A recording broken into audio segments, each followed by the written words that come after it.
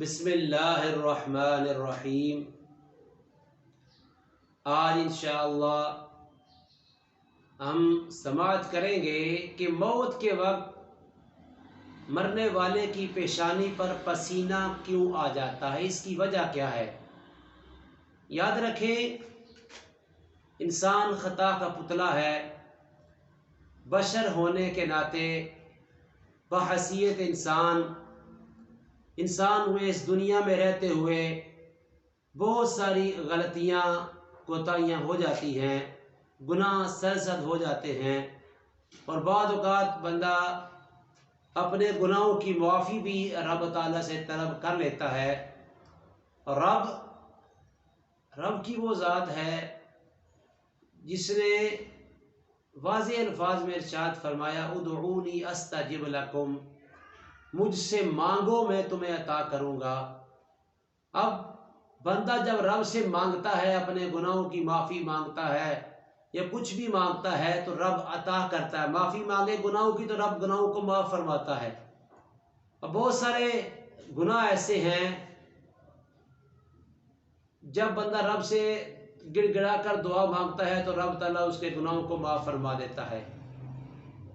لیکن کچھ گناہ ہوتے ہیں جو بندہ دنیا میں معاف نہیں کروا سکتا، اس کے ذمے کچھ گناہ باقی رہ جاتے ہیں۔ تو جب اس کی موت کا وقت قریب آتا ہے، رب جس پر راضی ہوتا ہے، اور موت کا وقت جب بندے کا قریب آتا ہے تو اس کی پیشانی پر پسینہ ظاہر ہوتا ہے۔ وہ ہے کیا پسینہ؟ حضرت عبداللہ بن مسعود رضی اللہ تعالی عنہ آپ فرماتے ہیں، مومن پر اس کی کچھ خطائیں باقی رہ جاتی ہیں، کچھ خطائیں وہ معاف کروا لیتا ہے۔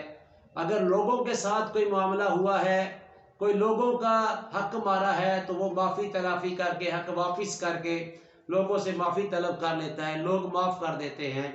اور رب کی بارگاہ میں کوئی گناہ کیے ہیں تو رب تعالیٰ سے معافی کر کے مانگ کے وہ گناہوں کی معافی لے لیتا ہے۔ لیکن کچھ گناہ باقی رہ جاتے ہیں تو حضرت عبداللہ بن مسعود فرماتے ہیں، جب کچھ گناہ کچھ خطائیں باقی رہ جاتی ہیں اور موت کا وقت آ جاتا ہے تو اللہ تبارک و تعالیٰ ان خطاؤں کا بدلہ اس بندے کو دے رہا ہوتا ہے، اور جس بدلے میں کیا ہوتا ہے، اس کی پیشانی پر پسینہ ظاہر ہوتا ہے۔ اب وہ جو خطائیں اس نے کی تھی، جو غلطیاں اس نے کی تھی، جو گناہ اس نے کیے تھے، تو ان گناہوں کا، ان خطاؤں کا بدلہ اسے دیا جا رہا ہوتا ہے، جس کی بنا پر اس کی پیشانی پر پسینہ ظاہر ہوتا ہے۔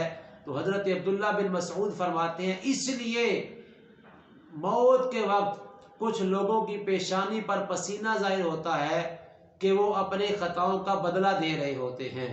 لہذا کوشش بھی کہ یہ کرنی چاہیے کہ دنیا میں اگر کسی حقوق العباد کسی کے تلف کیے ہوں تو دنیا میں ہی معافی تلافی کر لی جائے۔ کسی کے ساتھ کوئی زیادتی کی ہو، اس کا بدلہ دنیا میں ہی دے دیا جائے، ورنہ یاد رکھیں آخرت میں حساب دینا بڑا مشکل ہوگا۔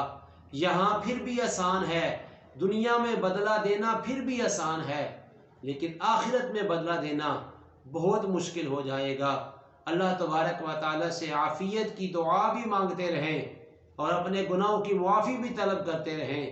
اللہ نے چاہا جب معافی مانگتے رہیں گے تو رب تو وہ ہے، فرماتا ہے لا تقنطوا من رحمت اللہ، میری رحمت سے نا امید نہ ہو، ان اللہ یغفر الذنوب جمیعا، بے شک اللہ سارے گناہوں کو معاف فرمانے والا ہے۔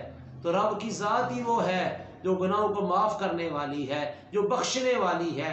تو کیوں نہ ہم اپنے گناہوں کی معافی رب سے مانگتے رہیں، صبح و شام اپنے گناہوں کی معافی مانگتے رہیں، استغفار کرتے رہیں، انشاءاللہ اس کی بے شمار برکتیں ظاہر ہوں گی۔